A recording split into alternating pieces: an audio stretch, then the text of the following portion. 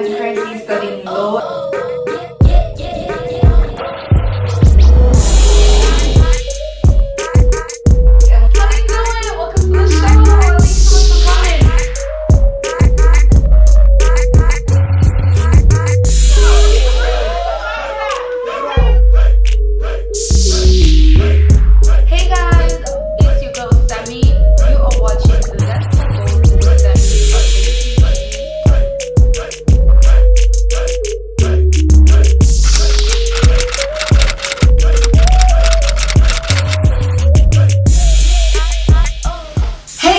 It's your girl Sammie. Welcome back to yet another episode of Let's Talk Goals with Sammie. Today on the show I have African students that are going to be discussing matters that affect us living in Ireland and living in the world.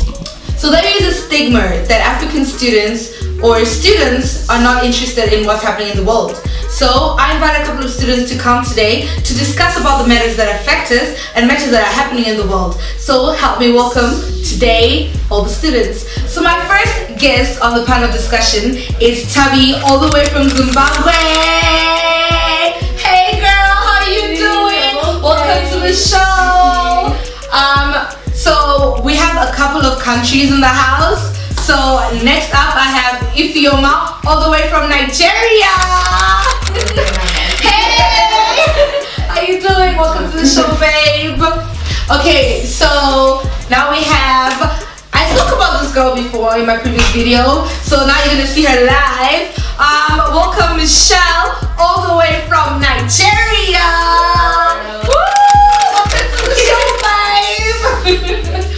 Okay, so we have one of the lads that made it on time. Thank you so much, Calvin. Guys, help me welcome Calvin, all the way from Nigeria. How are you? Welcome to the show. Thank you. So you guys see the back row. How you guys doing? Welcome to Let's Talk Goals with Sammie.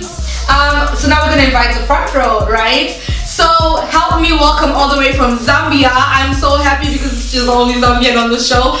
Please help me welcome Amber. Yay! Hey, how you doing? Welcome to the show. Thank you so much for coming. So I don't know whether she's from Jamaica or Nigeria, right? But she has in her blood. Ladies and gentlemen, help me welcome Sarah. Woo! That's a little Jamaican in her, right? This girl is my favorite model. I'm like her #1 fan or whatever. Please help me welcome Nosimo, all the way from Nigeria. Hey, welcome to the show. I'd like to welcome Nushka.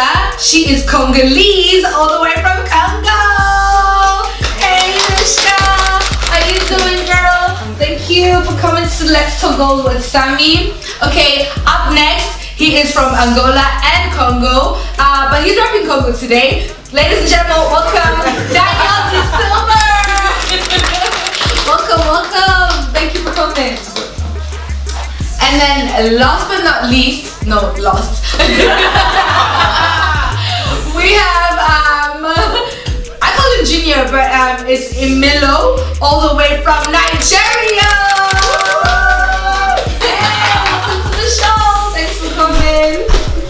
So guys, this is the panel discussion. We have 2 questions and we're going to discuss them and let's see what they think about the questions. Hey guys, welcome to Let's Talk Goals with Sammie. How are you guys feeling? Very great. Thank you so much for coming, guys. This means so much. So we're gonna start with Emma. Emma, what are you studying? I know you're a graduate, yes, right? I just graduated film and broadcasting with French language from DIT. Oh, that is nice. And Sarah? I study science in McGill University. I have to big up McGill. Yeah. Nosima, what are you studying? I'm studying childcare. Childcare, is it nice? I love kids. Yeah. You love kids? Yeah. Guys, when you have your kids, just bring it to the cinema. Kelvin, what are you studying? Enterprise Computing, DCU. DCU! Nice to meet you out there. Just saying. Michelle, what are you studying? I'm studying Law and Society at DCU. DCU again! Ifeoma. I'm studying Social Care and Social Studies. Social Care and Social Studies. Yeah, Did I say your name right? Yeah, you did. Sammie, what are you studying? I'm currently doing the Access Foundation program at DIT. And DIT I'm going into again? tourism Yeah. next year. Tourism? Yeah. Nice. You're going to be taking us places, yeah? So now that our viewers know everyone and the students what they're studying and what they studied, we're gonna get straight into it. So society believes that we're not interested in what's happening in the world or the matters that affect us. So our first topic today is repealing the 8th. The 8th Amendment is a legislation that wants to be repealed or reformed simply because Ireland does not accept people to have abortions. So they're repealing it. What do you guys think about that? Anyone? Well, I'm for repealing the You're for it? Yeah. I just think it was created a long time ago, so either it's updated or it's repealed. Because if you look back in 2012 with the Sabita, I'm not going to butcher her last name, case where the mother was, she had sepsis, which is like she was infected and her baby was struggling and was in the process of a miscarriage, but instead of completing the abortion to save her life, they waited until the baby died and then she died. So it ended up just being, it's being used kind of as an excuse not to take action even if it's going to save a life instead of worrying about which life that is. So I think it just either needs to be updated for the times or reformed because it was established I think in 1983. So are you for it in certain terms or in certain areas, or are you completely for it? Like for instance, there's a talk about the girl that got raped in Belfast by the rugby players. If she got pregnant, what do you guys think about that? Would she? I would want a baby. If that was for me, I wouldn't want the baby because like I'm just gonna look at that child as like what happened in my past, you know, and that child is gonna be in my future. So are you for yeah, repealing the 8th? definitely, yeah. On those terms, or completely for it? For me, I feel like it's a woman's choice. Absolutely, I agree. If you feel like you are ready for a baby, yeah. In a form or a sense of rape, you're never ready for that. Yeah, exactly. You're never ready. So for you to have a life-changing moment, like to have a baby, like that's like, well, like, you know, and to have that stigma that this baby was conceived by rape, you know, this is like, I don't know. Yeah. I'm against it because I feel like if you're gonna have a child, even though it was through rape, that's a blessing. That a child is always a good thing.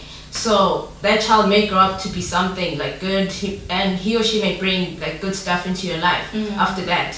And so I believe that they shouldn't do it. Yeah, I agree with her because basically abortion is just killing the child's soon-to-be potential. So you striking that off, you don't know what that person, he could be the next president or she could be this or that. So you striking that off can just change someone's destiny. So you don't have, I wouldn't say you don't have the power, but you have the power to like give that to someone. So I'm against abortion. I read something in Houston Station toilet. So someone wrote about repealing the 8th, and they say that if it has a heartbeat, it shouldn't be killed. What do you guys have to say about that? I agree. Yeah, I agree with that. I think it's completely hypocritical. I mean, is anyone here vegetarian? I am. Okay, No, but I think it's easy to sort of pick and choose, and we use, and I think that's the problem, it's generalizations because it's the easiest thing to digest. Oh, something with a heartbeat, but that could easily be turned around and said, but like animals have heartbeats. That fly you killed the other day had a heartbeat. And it's not to compare a fetus to a fly, but I just feel like it's too simplistic of a thing to say about the reality of abortion, which I don't think anyone takes lightly. It's a really difficult decision, and I think if a young woman is in that position to be making that decision, she's not doing it like for shits and giggles. Like no one would take that seriously because it also takes a toll on you physically to be going through that process. You know, it's not like you're great and you're having a great day when you go and have abortion if you have one. See, like I completely disagree with the whole like repeal the 8th thing because like I feel like a lot of people, like especially a lot of young girls these days, they're obviously having intercourse out of wedlock and stuff like that, and they're not like they know like, oh, I can easily get pregnant, but they're doing it for the instant pleasure. But then at the same time, I feel like people are going to use abortion as a means of contraception, which is like, okay, I got pregnant, I can always, there's an option there to always get rid of it. That is my fear. I'm like, it's like, people don't think of like after getting an abortion, the aftercare that comes with it. Like abortion in itself is really expensive. It is expensive to get an abortion, and also considering the aftercare as well. People need to understand that after abortion there is aftercare, and that is expensive as well. Okay, I can afford abortion, but can you afford the aftercare? Take care of yourself. That's one thing. So. Anyone in the back? If you know. Girl, thanks for putting me on the spot.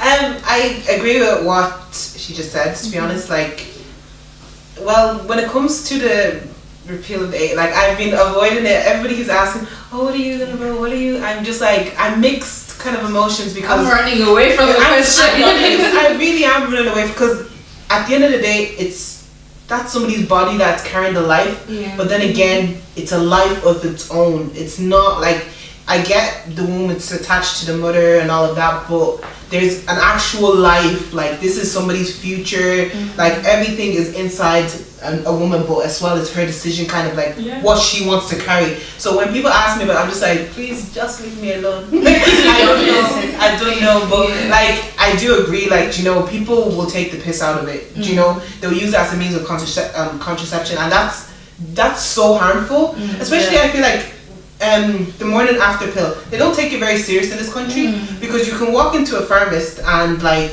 you can just give your name. Oh, this is the case, I had intercourse last night. They'll give you the pill, you pay for it. They're not going into details, you know, like Papa going in, or how old are you, do you have consent from, they're not going deep into it. So if they bring abortion into this country, I really fear like what's gonna happen, you know, with young girls especially. Because so are you saying it should be an age thing? Like, should there be a certain age for abortion? Or because the likes of you mentioned it, that they're not asking for your ID when you're buying morning after pills. So how is it going to work in the hospital or wherever people are going to abort? How's that going to work if I'm 16 and I'm pregnant and I want to have an abortion? I think even the answer to that question is, when we think about abortion being legal, we think that people are going to take it as something that's readily available, and like as if you're going to Tesco, like, oh, it's just going to pop down. Like, I don't think that's realistic, because it is a medical procedure. You can't just go and get one. They do make you wait 48 hours before you can go get it. So you realistically can't even if it was legal, pop down and go have one. And the reality is that a lot of doctors, especially in Ireland, are more conservative. So it's not going to be some sail through process you're going to have and be like, oh, I have the best abortion. Like, it's just not realistic. I completely understand that as well, but you need to look at, like, there's cases of like women who have had like 14 abortions, 16 abortions. There's crazy numbers that 16. People have. 16. I'm still getting pregnant. 14. And people, because it's available, they can have the abortion. Like, the option is there. Like, they don't like, and people are saying money or whatever. If the guy's willing to pay the money for her, why she'd be like, oh, why not? Some people are like, oh, it's not enjoyable, but some people are having it 14 times, 16 times, 20 times. I feel like there should be a limit. There should be a limit. A limit in number. That a number, because if you have one abortion, then if you feel like you're gonna have a kid again, you just get contraception. So if I get raped once, twice, 3 times. Exactly. You see, like, people could turn around and be like, I so and so happened and I'm pregnant now. Like, do you know what I'm saying? They can't just say like, they can't. No. And even if they like legalize abortion, who has that authority over someone to say like you can't? See, that's who's given that power to do that. Do you know what I'm saying? So everyone needs to like actually deep that, because it's a serious. I feel like people are like, oh, repeal the A, it's a woman's body. You know, it is a woman. It is my body. I'll do what I want my body. But at the same time, you need to respect the fact that you did. You know, there's deeper. What's the word I'm looking for? Like, it's consequences. It's complicated. Exactly. Yeah. It's not just that. It's like that. Like, it's, you know, it's complicated. It will still live on with you. Like, at the end of the day, if you go off and go get an abortion now, you still, like, you won't be like bopping around saying, oh, I just got an abortion, let's go and have a party. Like, you're still gonna like your conscience. Some do. be surprised. You see, Some are proud to do, say it, yeah, some even. do because they feel like abortion is a plan B. Like Yes, it's always exactly. a fallback. Exactly. That's the thing that I don't like is that, like, okay, yeah, if I do this abortion, I can just get an abortion like that. Like, you don't use it as a fallback. I feel like in serious cases, like let's say rape, like let's say like a young kid gets raped and they're pregnant. Like you know that it can either like so there's some cases where a young kid gets raped, they're pregnant. The pregnancy could either kill them or it's a pregnancy that they're not ready for. So it's a thing where you have to consider that okay, is this right for their bodies? Can they actually go through this pregnancy? Don't use that as a fallback because fallback is just like okay, you're just wondering now you can go to this guy. You know that in the back of your mind that okay, I can do this. So it's I just want to ask, in the likes of someone getting like dying in the process of abortion, who's to blame? So if someone's getting an abortion and let's say the woman's getting an abortion and she's in the process of dying. This question is mainly for those that are for abortion. Like you say, it's a woman's body. Okay, it's your body. Now you're dead. But that's That the was risk her of choice. any surgery. If you're gonna go under surgery, you make, and that's why I think it's easy to think that people are gonna be popping. I don't know. I think there's like this vision of people popping abortion pills or something, and it's like having a dandy old time. At the end of the day, the person that's responsible for giving an abortion is a medical practitioner. They know your situation. They're not gonna let you go and like run into the office and go in at 12 and be done. Like, you know what I mean? Like it's not something that's taken lightly by the people practicing the medicine to give you that option. So even if there are people that want to trivialize it, they actually have a harder process than they would think to actually get to that point. It's not. I think there's a difference between legal and readily available because it's legal under a provision in the 8th Amendment if a woman is dying, but as we've seen, it hasn't been acted upon. And that was with like the case that I had referenced earlier. It's just, it's really, I don't think it would actually change much in Ireland, even if the 8th Amendment was repealed, because doctors aren't practicing it. A lot of them, as far as I know, are not for it. And I don't know, I don't think it would But change unfortunately, too much. that's not the case. We have a lot of black markets in the UK where it's actually legal to have an abortion. So if we start having those, unfortunately we have that in business. There's always the right way and the wrong way that people access stuff. So if it's a case of a black market abortion industry and someone dies, But these people are desperate. If you're going to have a black market abortion, it's because you're desperate and you had no options. You don't get to that point. That's it debatable. could be a mandatory decision. Yeah, exactly. It could be like you said that. Oh yeah, it's because you have no. Somebody could just be like, oh, I'd rather go there. It's cheaper, quicker, get the job done, bang, I'm done. Like rather than like you said, the medical procedure 48 hours before. Some people don't want that. They want to get rid of it as soon as possible. Some you have the mentality, like, quick. I need to get out of my body. And Like, also the And I time. really think that's a risk that people are taking though. That's your own personal risk. If you decide you're not going to go with a professional medical procedure, you take that risk by yourself. It's like going to a country where there's cheaper plastic surgery. You're making a choice and you should think about what you're doing. That's on your personal choice. but then it Most of the time, people who actually use the black market is younger people. People are scared to like tell their parents that, oh, I'm pregnant. Exactly. Then they'll just go to the black market and something bad will happen. Then what? So I think that if the abortion is legalized, it should only be legalized for people that are at risk of dying, like ages. and the people that are at risk of dying, like the woman that you're talking about. I think that's the only time that it should be that's allowed. the 8th Amendment as we speak. It says that only at risk of death. Yeah, but that's with what's it called? 3 doctors making sure that she is at risk. So maybe limiting that amount of doctors as well. Exactly. So like 3 doctors checking to see if okay, she's Are you actually dying? she's actually going to die. That kind of thing. Maybe limiting the amount of doctors to that. And also, so it's in cases where what's it called? She not mentally Like a stable, psychological exactly, thing, that kind of thing. So maybe those kind of cases that should be the best. And even as you said with the 3 doctors, that was one of the big parts of the case because it did go to court after Sammie had died in 2012, and it was shown that they're just they had too many provisions to determine whether or not it was a good enough reason to abort, even though the baby was dying and she was dying. There was no winning, there was no signs of improvement from her or from the baby. And the doctors had kind of said, no, we were waiting to hear back from the experts, and the experts weren't getting to it, because the reality is, though, if you're in public health services, it's strained. Even if you go to an emergency room today, like, you're going to be waiting forever. So how are we supposed to rely on that to actually effectively save the lives of, if that's in the situation? But then also at the same time, I don't believe that we should limit it to extreme situations, because that's exactly why the 8th Amendment was voted in the first place, with the provision that they would be able to do something in extreme situations. But really all it's done is put a lot of girls at risk, because there's desperate girls going to the black market, people going to the UK, and even last year in the UK they had announced that they would like to introduce something to limit the amount of Irish girls allowed into UK abortion clinics, which is just putting pressure. Where are they supposed to go if they're in that desperate situation? If you have, and then in the UK they're saying, we can't deal with you, we've got our own patients, because it's all public health services, right? So what are the options? It's just, there's not enough contingency for people that are in that situation.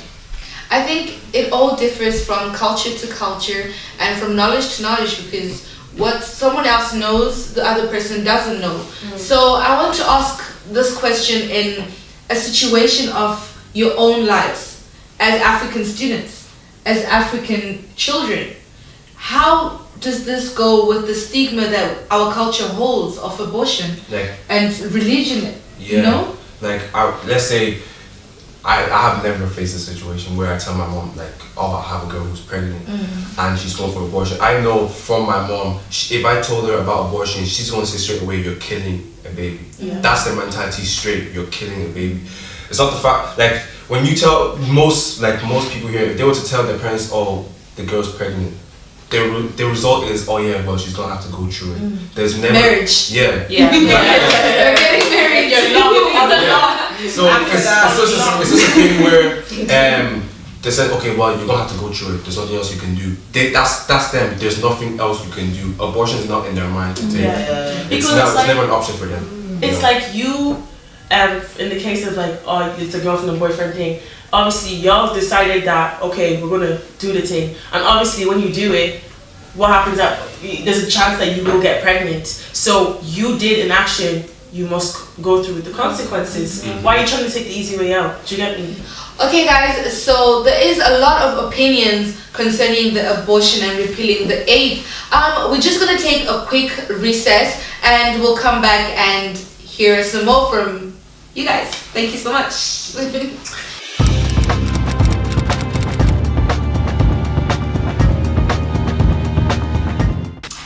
Well, guys, welcome back to our chat. We have 3 new people on the panel, Nushka, Daniel, and Imalo.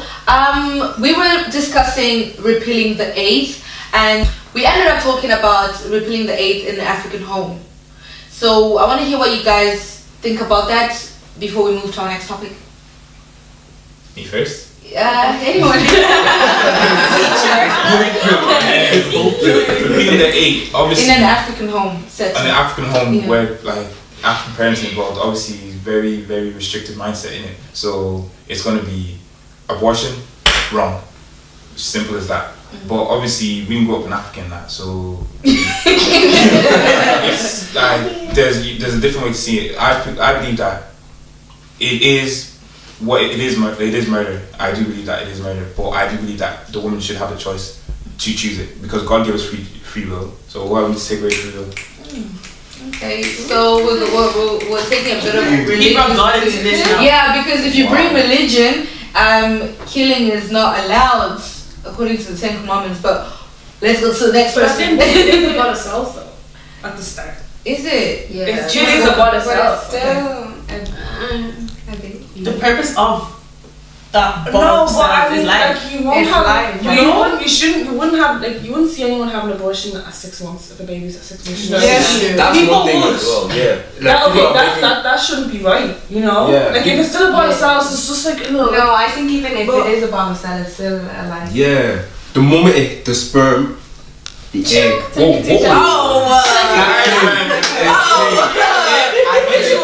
The moment fertilization. sperm bang. That's life. It's life. That's life right there. Yeah. Daniel, what do you think?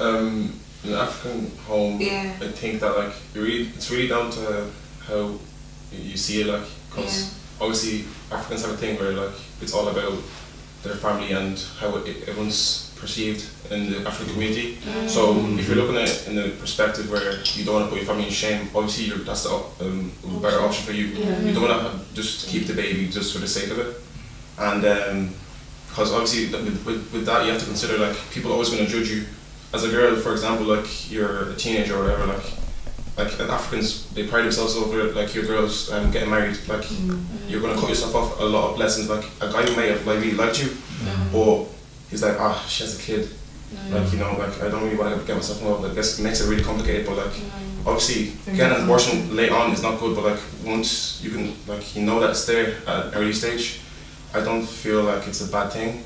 Like it is killing and it is wrong, but at the same time you have to look at the bigger picture. Like you don't want the baby to have a bad life just because you made a bad decision. Like, I agree with what you said. I just think it's about, we also have to consider quality of life. We've talked about the potential of, if it's a child, it has potential, but we have to think about how many children are orphans, how many children have been abandoned, and how many people are not fit to be parents. We have to consider that. You can't make a mother, like if someone doesn't want to be a mother and the father has disappeared out of the picture, it's cornering a person, you know what I mean? When they know they won't be able to provide that quality of the life, But even adoption. for themselves, how will they, but adoption, how many kids are in the foster system? Everyone's like, someone will adopt my baby. And so many kids just grow up without anyone in a system that's not really loving them back. And also interestingly, you had said about the minute the sperm hits the egg. I think it's funny you use that analogy because it's scientific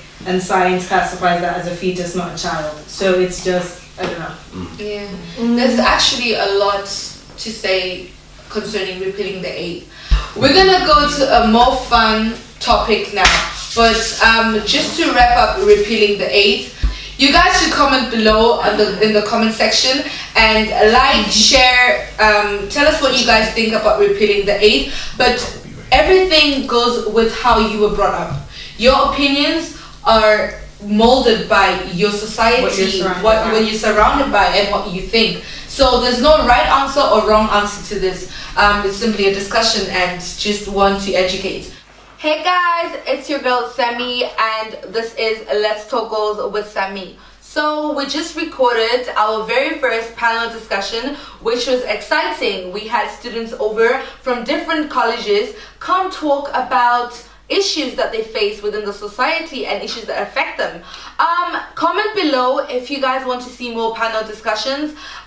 Don't forget to subscribe, like, share, comment, tell a friend to tell a friend, and make sure you put the notification button on. Alright, so we had a debate on what I'm gonna call my viewers, and they went with Samaritans. Samaritans. Alright, goodbye Samaritans. See you in the next video.